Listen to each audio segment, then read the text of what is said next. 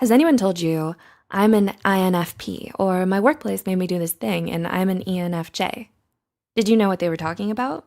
Well, if you've heard any acronym like INFP or INFJ, then you've probably heard of the Myers-Briggs Type Inventory, also called MBTI. This is a well-known commonly used personality test based on Jung's theory of personality. It uses a combination of 4 different dimensions being introversion versus extroversion, intuition versus sense, thinking versus feeling, and perceiving versus judging.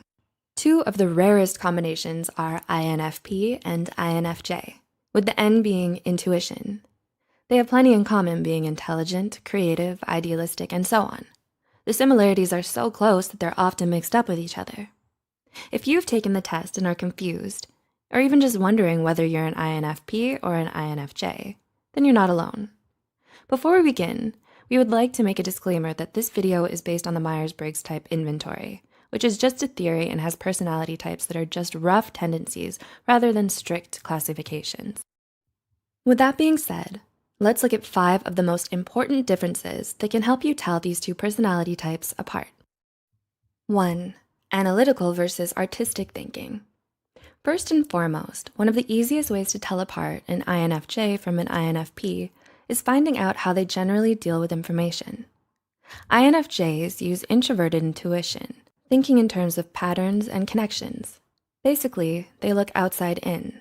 They see the big picture, thinking about the purpose and meaning of it all, like observing a forest and looking at how parts work together within it.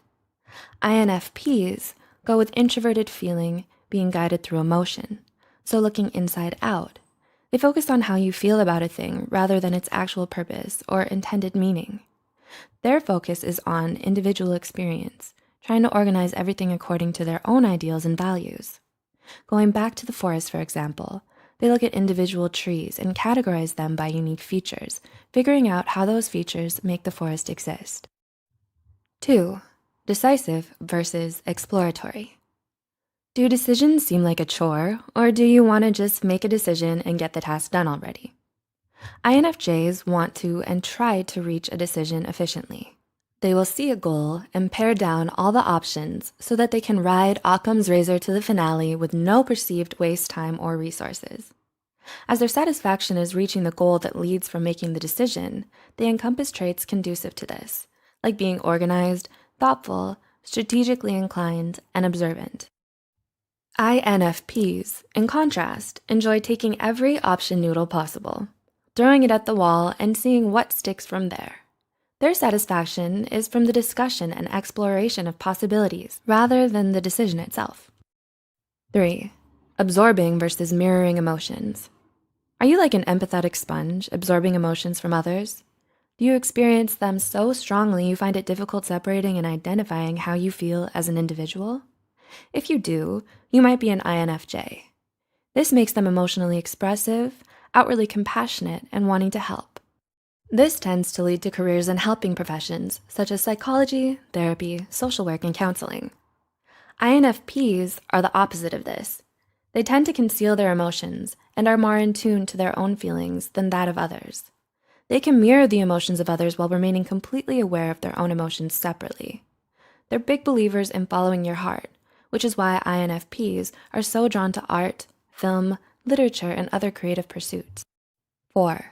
Understanding versus validation. Do you feel a stronger need to have others get themselves or for them to get you? INFJs are the most insightful personality type, tending to crave validation from others instead of looking at themselves. They're the Sherlocks of personality types, taking enjoyment in observing, analyzing, and making deductions about other people and social situations. They want to help others realize things about themselves. INFPs are also gifted at reading emotions, except their concern and interest is in their own feelings more than those of other people. Their main desire is to feel understood. INFPs are so unique and individualistic that it can be hard for them to connect with someone who doesn't see things the way they do.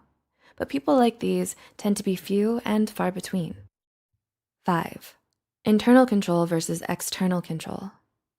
Another important way INFJs and INFPs differ from one another is in their sense of control. How are you with plans? How about when someone changes the plans or doesn't want to go along with yours? How do you react?